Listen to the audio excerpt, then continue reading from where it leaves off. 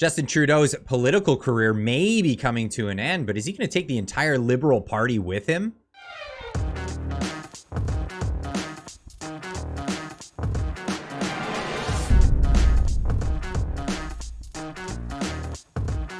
Ladies and gents, welcome back. Justin Trudeau is in hot water once again. It seems his entire political career has been plagued with scandal after scandal. It would seem that he can't take in a breath without exhaling some sort of ethical violation. And well, he's been able to skate by his entire career despite all of this, but in recent times, he's having a little bit of pushback, even coming from his own side. Now, will this take out the Liberal Party as a whole, or is this going to be just him?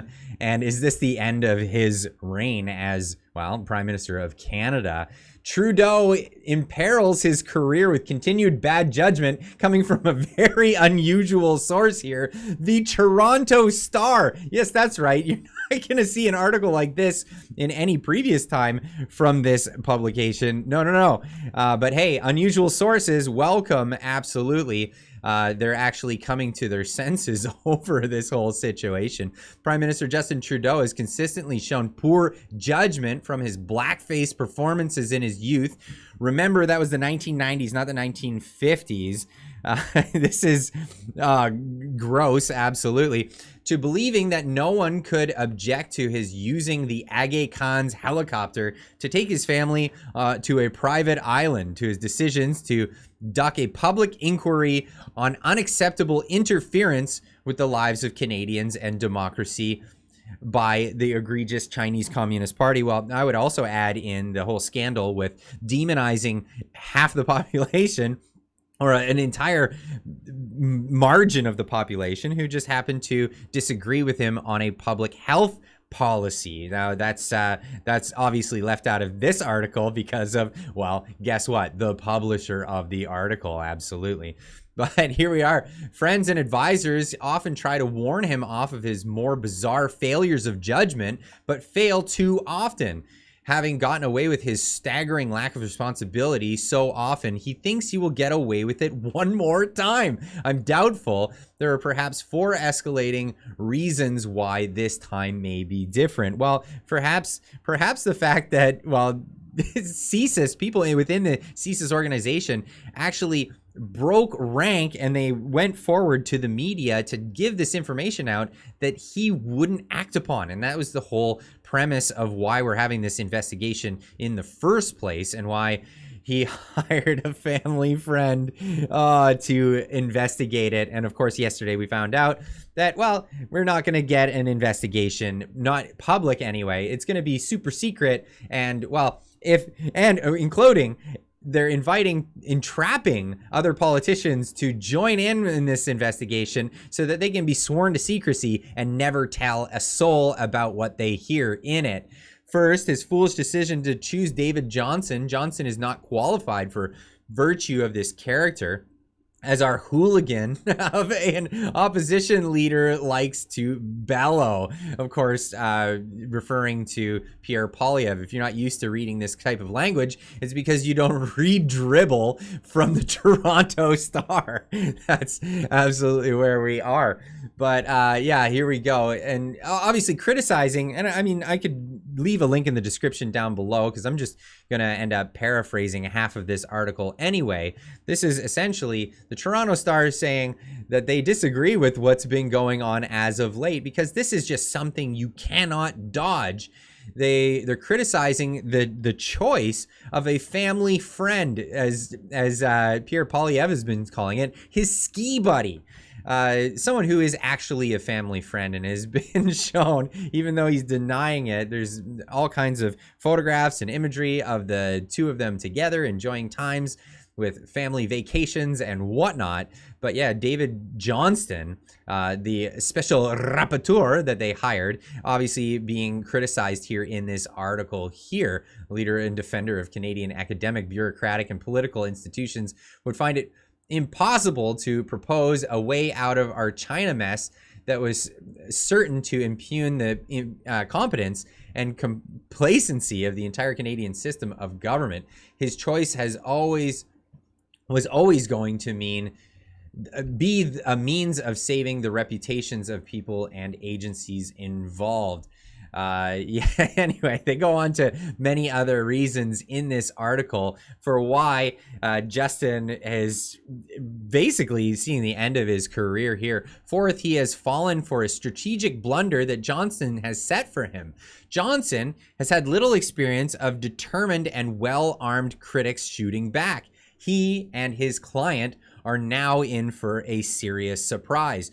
Johnson excoriated this security establishment leakers as essentially traitors, their journalistic fellow travelers as fools and incompetents.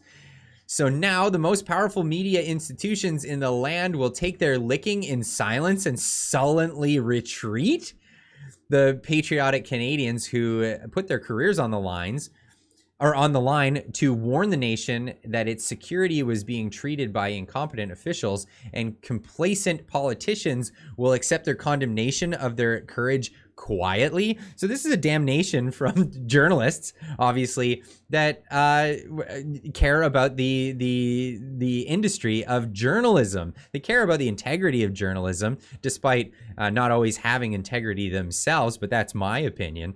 But they obviously care about the integrity of journalism. This is an actual assault on journalistic integrity. What this the report from the special rapporteur came out just the other day. This is obviously damning, of course, and it's damning towards anyone who is a whistleblower, calling them traitors for giving out the information that they were privy to that the government would not release. This is stuff that should be known by the Canadian government but is held behind secrecy in government. Now, even Andrew Scheer got up in front of the Parliament and talked about how the Liberal Party is ashamed of even carrying the Liberal Party name. Here we are. The Honourable Member for Regina Capel.